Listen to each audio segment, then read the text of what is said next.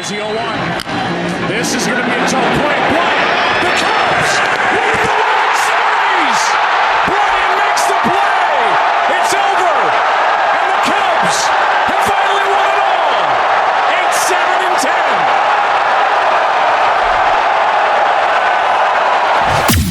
8-7-10. Welcome to Club 120. The ultimate roundtable for diehard Cubs fans and lovers of all things sports and lifestyle. Strike three, you're out. Hosted by Neil and Nate, two former baseball players and coaches turned loudmouths with strong opinions and even stronger banner.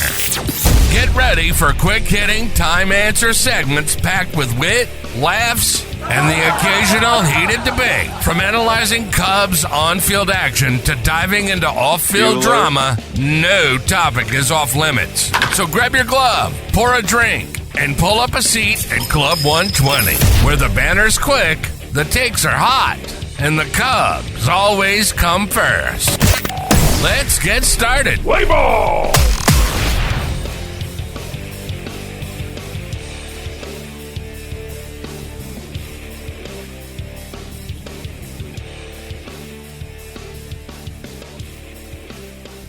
Hello, Cubs fans. It's 1:20. You know what time it is. It's time to look good, feel good, and play good. Grab an old style and a bleacher seat inside of Club 120. I'm Nate. This is our still undefeated host, Neil. What's on our lineup card today, Coach? Well, hey, man, we are this game just finished. We tied. So you know, as we talked about a little bit ago, we are still undefeated. We have not been defeated, so we can still add that in spring training as much as that matters. Man, we got a good show today. So we got a couple things we'll have to translate here right off the bat. Get off my lawn for some of these old heads that like the traditional side of the game. ABS or IBS. Does the thought of the automatic ball strike system give you irritable bowel syndrome, or are you good with it? Hot or not? And who was that? Some of the guys who have made an impact so far in spring training. And I defer, which I personally cannot wait for this segment. And then finally, week one highlights is what we're going to talk about in this segment of the week. So we are ready to get rolling, man. I love it. It looks good. Let's get right into it. Get off my lawn. It was revealed earlier this week that Pete Crow Armstrong had a fresh hair dye. Last year was the all blue. This year he's going for stars. What do you think about these young kids and their swagger and what they're bringing to the game? Is this a fair assessment of a player, or do we want to talk about go win 20 in the show? Then we might think you're colorful thing, Crash Davis style. Look, man, baseball's always been a sport, right? Rooted in tradition. But in my opinion, like, the game is evolving, and so are the players. This new wave of talent, energy, personalities, and flair. That's what's going to bring in new fans. Like, let's be honest. Like, Cam Newton was talking on ESPN not too long ago about how he thinks the WNBA will pass Major League Baseball in viewership. And I think it was like in 10 years or something like that.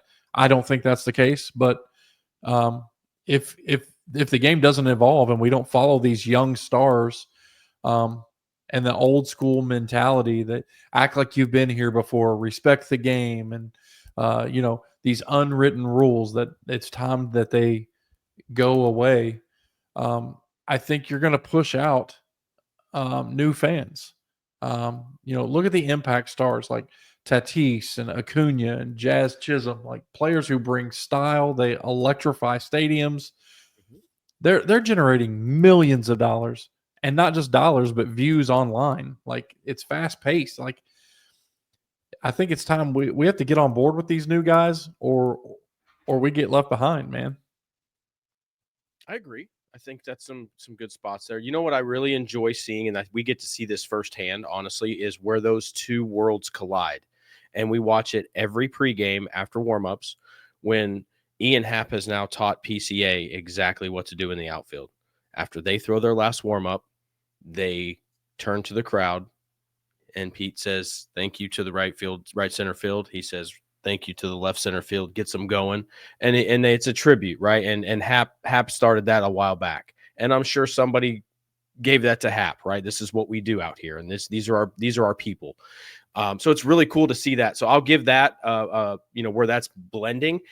And quite honestly, I think it's PCA's deal. It's his bit to have. And he's shown it. He went and took center field. So who's going to complain that he came back with some stars in his hair this year? Like, you're going to expect something different. Now, if he was a flop and he was down in AA and couldn't do this, hey, but you know what? Bring the swagger, right? Like, let's go. We need some edge, and I want to win. So why not? And I love it. So that's a fantastic way to bring it together, because it does give a little bit people some IBS here. It does give people some indigestion when you think about some of these young kids. But how about some new stuff in the game? How about some automatic balls and strikes? And who's going to get caught more with their pants down this year, umps or players? Well, so, they've come out. They've obviously said they're not going to have it this year, right? So it's still a year away. At least, but we get to see it in spring training, and we've seen it so far. The Cubs, I think, are 2 for 2 in umpire challenges so far this year. But here's my thing: is I feel like I'm a perfect blend of the get off my lawn guy who is a traditionalist, but also, like, if we're already reviewing other plays throughout the field, and the goal is to be 100% accurate on calls, then what is this? I mean, I've been to a ton of minor league games and seen it in action. It doesn't take that long. It doesn't take near as long as the challenge does. Tap your hat, it's buzzed down to them right away, and then we move on with life. The traditionalists want to argue that the human element, it's part of the game, but technology's here to enhance, not replace. So it's not like we're taking umpires off the field. Like, it adds an element of excitement, the challenge, where everybody in the stadium's on their feet. They're showing it in the stadium. Like, those are some big moments, man. And they're a lot of fun, and they're now part of the game. I think it's just another step in the right direction for the game. I don't have a huge disagreement with any of the things that they've implemented so far. Pitch clock, a little bit bigger bases. I am an old school guy. Like, oh, really, pitch clock? Come on, we've gone this far, right? But seeing what it's done for pace of play, the enjoyment level of a game, even from an old guy like me who just doesn't care about time, it still is enjoyable to understand that if this game goes over 3 hours, I'm kind of getting pissed now. So I do want to see this an advancement, because everything that they've brought to the table has been worthwhile. So you've seen it in action. Let's keep it going. The thing that I wonder is, these umps, they've got their style, they got their ego, they've got everything that's there. They've got to be willing to do this, right? They've got to be willing to be called there, because quite honestly, they're already the fan graphs, the sites that are ump showing these guys every single week. We know whether you're missing them or not. So let's not let it affect the game. What I do want, though, this is what I really want to see, though. If the umpire is right and the batter challenges, he gets to punch him out again. Like, like flawless victory. Like, you're going down again. You challenge me, we're coming right back at you. And I cannot wait for the first time that happens in a spring game here in the next couple weeks, where he just rings him up one more time, just bang. No, I love it. I like it. I think that's great. All right, so the next segment is hot or not. I got some questions here. Are these guys' hot starts sustainable? And what does that do, right? And same thing for these guys that have had not so hot starts. What does that do for Japan / real opening day, whatever you want to call it? Okay, let's go with the Jack. Kevin Alcantara. Yeah, I mean, man, what an incredible start for him, right? Like, and if he can keep that going, He's super hot right now, and obviously, as a Cubs fan, you want to see it. And I mean, he's going to start challenging guys for real estate, right? Like, I mean, it's going to be hard if he stays this hot. It's going to be hard to keep him off that big league roster at the beginning of the year. So, and where he plays and where he gets at bats and who those at bats come from, that's all going to be interesting to see, man. That's, it's this roster's kind of maybe starting to take shape, and man, you'd hate to be one of these guys that, I know we'll get there later, but we're seeing guys already optioned to AAA. Oh, first day today. So yeah. All right. So let's run down a couple more familiar names. Michael Bush seems to have brought a stick. Yeah, man, he is hitting the ball. I love to see it. And I think if he can just maintain this level of offense, to me, there's no, the Justin Turner and the having a backup for Michael Bush. Who needs a backup if he's going to stay this hot, right? I agree. How about the lightning bolt of PCA? Yeah, I mean, he's killing it. And if the thing is, the swagger, it's earned, man. Like, swagger is annoying when your game doesn't back it up. Right. And right now, PCA's game's backing it up. I mean, he's turning singles. He's turning a stolen base into a, he scored off of stealing second yesterday. Absolutely. How about these not so hot starts from some guys that we know and we really expected to be on the 26th going forward? Let's start with Matt Shaw. Is that going to affect his opening day? Yeah, man. So I guess they came out today, this weekend, just said that, right? They just yesterday, or was it today? They're not willing that they said that he's not going to play in Tokyo.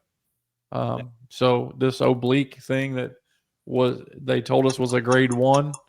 I don't know if that's the case anymore. Like, a grade 1, I think you get over that pretty quick. What about Javi?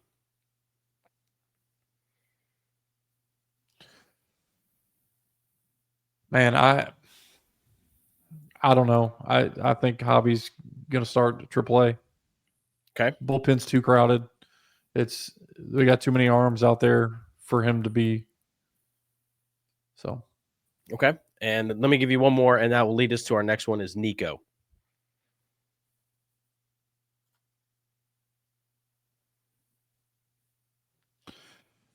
Yeah, and I have not seen anything that says he's going to be ready either. So, okay, we'll see. I don't know. I would like to think he's going to be ready for opening day, but I haven't seen anything that says he will. Absolutely. Now that those leave some doors open, right? That does leave some doors open. So let's get into who was that. Have you seen anybody that you need a quick refresh on? Who was that playing?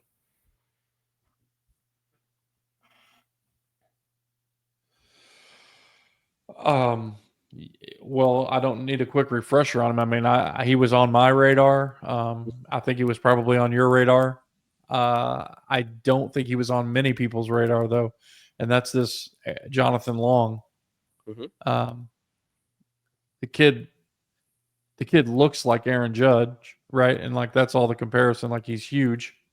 And he was a 9th round pick? Yeah. And I mean, the dude hit. I mean, he hit a tank. I mean, so I don't know. I like him. I think he's a name that most people don't know. I think people. What's that? We brought him up earlier a few weeks ago. He was in our prospect watch, and I mentioned that he's a 4-year college guy that the bat plays at every level, and it has. So seeing that from him, that doesn't surprise me because he's hit at every level. He hit, slash line of 283, 17 home runs and 70 RBIs last year and 400 ABs. So I think that's a name that we're going to see a lot more of because I think they're just going to keep running him out there simply because he's position locked and wouldn't mind trading him for some cash considerations. We love that guy, cash considerations. He'll suit up for us later this spring, hopefully. Couple other names that you might be hearing a lot of, and I'll Yeah, do he this. comes up a lot. Yeah, real quick. There's 4 names that, because of Nico and because of Shaw, are in a massive. They're going to be getting a ton of at bats in the next 3 weeks. It's going to be Birdie, Brujan, Lopez, and Workman are going to get the majority of these at bats from second base, third base, throwing in some center field for Brujan, some shortstop as well for Dansby, obviously getting some days off. So, they kind of have a feeling that Triantos is going to go back down, but these 4 guys, honestly, are going to have a long month ahead of them before we get to Tokyo, quite honestly. And I'm looking forward to see who comes out there. What if you had to guess right now, which 2 guys, if Matt Shaw's not going, which 2 guys then besides Nico are going to go with us to Tokyo out of those guys? I mean, I think Workman, from what I've seen so far, like Workman has really put on a good spring. He looks good. So I think he's on. I think he's going opening day. I don't think Brujan, but maybe. I mean, where they're putting him in the lineup, and as often as they're putting him in the lineup, it's almost like that Council and those guys and Jed maybe want it to be Brujan. Mm-hmm. But I think Workman's outperformed him a little bit so far. Very good. All right, so let's talk about it. Why do I keep seeing that the Cubs are being outbid? Why do I not see anything about any deferred contracts with the Cubs organization when all the other organizations seem to be having plenty of money, plenty of opportunity to win these bids, but we're just consistently being outbid? Or what is this? What are we deferring to here? Well, obviously, the source of contention with some, fans and things is that why we don't do. And Jed is even. It kind of seems like Jed's even distancing himself a little bit from Ricketts, because he thinks that we ought to be offering deferred contracts and that we're missing out on some of these guys because we don't defer. We don't do deferred contracts. So, the perfect example is Otani's contract, who they're going to pay him until he's a 97-year-old man. And quite honestly, I can't get there. I can't get to where I'm excited about a deferred contract. Like the long-term financial burden, like if a leopard doesn't change its spots, right? So if we're $15-20 million short of the threshold right now, and that's something he wants to consistently be at every year going into the beginning of the season, well, why would I want to add 10 to 15 million onto a payroll of somebody that's not even on my roster? Like, to me, it's not a good business decision. And I don't know. To me, you're speaking to a bunch of, they don't teach financial literacy in high school. And I think that's the problem here, right? Is like we got a bunch of guys saying, why are we not spending this money? We can pay them over decades. Yeah. And then you're handcuffed for the rest of your life. And then you're the Washington Nationals. Why we don't want that. Like, that's not what we want. And I think Jed is doing a good job with what he has. And I think the roster looks great, but I'm new to this, so I don't know. You tell me, what are your thoughts? Well, I really am subscribing to this, and I'm going to start. I'll go ahead and run this up the flagpole here. I think that Ricketts is playing a zero-sum game for a lockout. How little of money can I have committed after 26? That's why the opt-outs were there for Bregman. That's why the opt-outs are there. That's why they're okay with Tucker being there. They want to have the zero money committed and all of these prospects ready to go. I think that's it.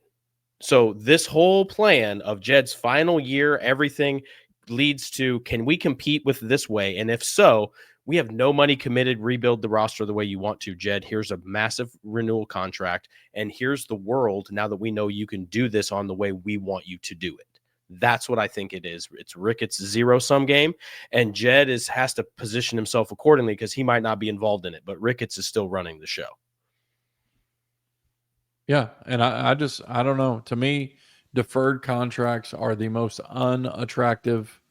You know, I don't want to just win now. I want to win now, and I want to win 15 years from now, and I don't want to be paying guys that, you know, are in Shady Pines playing shuffleboard. Like that's just not what I'm interested in.